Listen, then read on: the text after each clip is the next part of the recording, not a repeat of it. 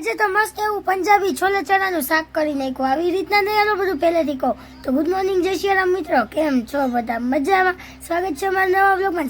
સવારમાં દિવસ ચાથી થઈ ગયો તો પછી ભગવાનને યાદ કરી લીધા અને પછી અમે બંને નાસ્તો પાણી કરવા બેસી ગયા. ચા પાણી નાસ્તો કરીને કૌશલ એમના કામે જતા રહ્યા. એમને ટાટા બાય બાય કરીને આપણે ઘરમાં અંદર આવીને ઘરના બધા કામ પતાવ્યા. થાકી ગયા એટલે મસ્ત જીરા સોડા પી લીધી અને પછી આપણે બપોરની રસોઈ કરવાની હતી ને આજે કૌશલનો ઓર્ડર હતો કે મસ્ત પંજાબી છોલે ચણા કર. આ ઓર્ડર હવે આપણે પૂરો તો કરવો પડશે ને, એટલે રાઈ જીરુંના તરતરિયા બોલાવીને મસ્ત પંજાબી શાક વઘાર નાખ્યું. પહેલા તો આપણે ગ્રેવી વઘારીને પછી એમાં જરૂરી મસાલા એડ કર્યા. ધાણા જીરું પાવડર, હળદર પાવડર, લાલ મરચું પાવડર, નમક અને છોલેનો મસાલો એડ કરી દીધો અને તમે જોવો તો સુગંધ એવી મસ્ત આવતી હતી.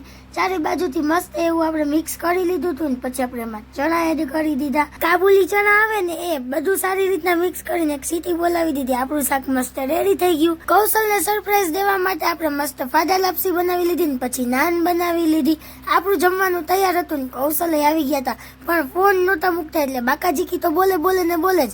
પછી મેં તો જમી લીધું. મને બહુ ભૂખ લાગી હતી ને કૌશલે જમી લીધું. કૌશલને ફાદા લાપસીની સરપ્રાઈઝ આપી, એને તો બહુ ભાવે. એને પણ મને સરપ્રાઈઝ આપી હતી લચ્છીની. પછી અમે બંને લચ્છી પીધી અને એમના કામે જતા રહ્યા. એમને તાતા બાય બાય કરી દીધા. સાંજે આવ્યા મસ્ત ડાન્સ કરતા કરતા આવતા હતા. આજે એ ખૂબ જ હેપી હતા. શું કારણ હોય એ તો નથી ખબર. ગાડીની સાફ સફાઈ કરી લીધી પછી આપણે ચટપટી બનાવી લીધી ને અમે લોકોએ જમી લીધું. તો મળીએ નવા વિડીયોમાં. ત્યાં સુધી જય શ્રી રામ. વિડીયો ગમ્યો હોય તો લાઈક કરો, શેર કરો અને ફોલો કરતા જાજો. Bye bye.